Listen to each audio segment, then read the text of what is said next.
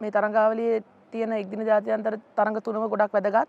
විශේෂයෙන් ඒ ලබා ගන්න ජයග්‍රහණ ලබා ගන්න ලකුණු ගොඩක් වැදගත් වෙනවා ඊළඟ ලෝක කුසලානේට. ඉතින් ඒ නිසා මම හිතන්නේ කණ්ඩායම් දෙකටම වැදගත් තරඟාවලියක්. ලෝක කුසලානෙන් පසුව අපි යම්කිසි බ්‍රේක් එකක් තිබුණා පොඩි දවස් 5-6ක. ඊට පස්සේ අපි ට්‍රේනින් පටන් ගත්තා. ඉතින් හොඳ සූදානමක් තියෙනවා. තරුණ ක්‍රීඩිකාවන් කීප දෙනෙක්ටම නැවත අවස්ථාවක් ලැබුණා කණ්ඩායමට ක්‍රීඩා කරන්න.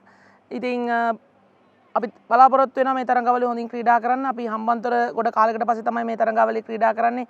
මම හිතන්නේ කාලගුණය හොඳ මට්ටමක තියෙනවා. ඉතින් මම හිතනවා කන්ඩිෂන් එක ගොඩක් වෙලාවට බැටර්ස්ලාට හොඳ කන්ඩිෂන් තියෙන්නේ. බැටින් ට්‍රැක් එකක් තියෙන්නේ. ඒ වගේම මම හිතන්නේ ෆාස්ට් බෝලර්ස්ලාට ගොඩක් හොඳ වෙයි කියලා හිතනවා. ස්පින් එකට මම හිතන්නේ නැහැ ලොකු අවස්ථාවක් තියෙයි කියලා. නමුත් අපේ දක්ෂ රංගපන්දු බලෑනියක් ඉන්නවා. ඉතින් ඒ නිසා ඔවුන්ට මම හිතන්නේ මේ වගේ පිතිකාරණයන්ට සුදුසු තනතිල්ලකුණත් මම හිතනවා ඔවුන් හොඳින් පන්දු යවයි කියලා. අතර මේ තරඟයෙන් තරඟ ජයග්‍රහණය කරන එක තමයි ගොඩක්ම වැදගත්ම දේ. මේ හැම තරඟයක්ම ඉතා වැදගත්.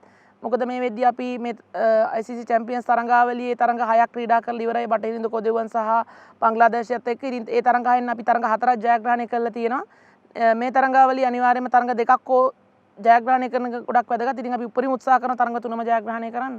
ඔව් අපි මං හිතන්නේ ෆීල්ඩින් වල ගොඩක් එරර්ස් තිබුණා. අපි ගොඩක් සකස් කරගෙන තියෙනවා වෙනදාට වඩා. මම ගොඩක්ම දකින්නේ පිටිකරණයේ තමා අඩුපාඩු.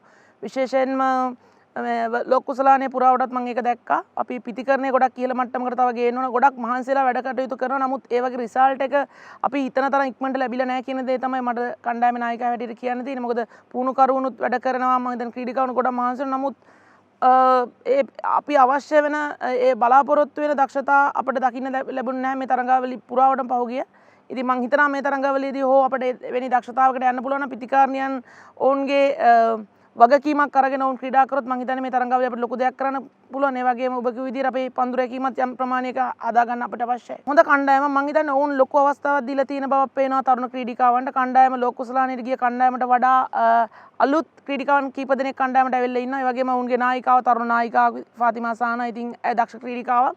ඉතින් හොඳ කණ්ඩායමක් ඉන්න ඔවුන්ට. ඉතින් අපි වැදගත්ම දේ ඔවුන් අවතක්සේරු කරන්නේ නැහැ. ඔවුන් හොඳ කණ්ඩායමක්. අපි එදා දවසේ හරියට ක්‍රීඩා කරේ නැත්නම් අපිට අනිවාර්යයෙන්ම ඒක ප්‍රශ්නයක් වෙනවා. ඉතින් ඒ නිසා අපි ඔවුන්ගේ ස්ට්‍රෙන්ත් එක හඳුනගෙන තියෙනවා. ඔවුන්ගේ වීක්නසස් හඳුනගෙන තියෙනවා. ඉතින් අපි අපේ බේස්ම ගේම් එක සෙල්ලම් කරන එක වැදගත් මේ තරඟාවලියේ. ඇත්තටම ඉනෝකා රණවීර කියන්නේ ලංකාව වෙනුවෙන් ගොඩක් දේවල් කරපු ක්‍රීඩිකාවක්. පහුගිය වසර 10 12 ඇතුළත ගොඩක් හොඳ දේවල් ලංකාව වෙනුවෙන් කරලා තිනවා. කණ්ඩායමට වරක් කණ්ඩායමට නායකත්වය පවා දුන්නා. ඉතින් දක්ෂ ක්‍රීඩිකාවක්. ඉතින් අය කඩලු 98ක් අරන් ඉන්නවා. ඉතින් ඇයට අවස්ථාව තියෙනවා මේ තරඟාවලිය ඉවර වෙද්දී වැඩි කඩලු ප්‍රමාණයක් ලබාගෙන මම හිතන්නේ ලංකාව වෙනුවෙන් කඩලු 100 ලබාගත් දෙවෙනි ක්‍රීඩිකාව කියන ඒ තැනට එන්න. ඉතින් ඇයට මම සුබ පතනවා. ඒ වගේම කණ්ඩායම තුල ඉන්න ජ්‍යෙෂ්ඨතම දඟපන්දු එවන්‍ය. ඒ වගේම කණ්ඩායමේ තරුණ ක්‍රීඩිකාවන්ට ලොකු ආදර්ශයක් ඇය. මොකද මම දැකලා තියෙනවා කණ්ඩායමේ ඉන්නකොට පුහුණු වීම් වලදී ඒ වගේම ටීම් මීටින්ග්ස් වලදී අය ගොඩක් ඇයගේ එක්ස්පීරියන්ස් එක ෂෙයා කරනවා. ඉතින් මට ලොකු ශක්තියක් ඇය කණ්ඩායම තුල ඉන්න එක.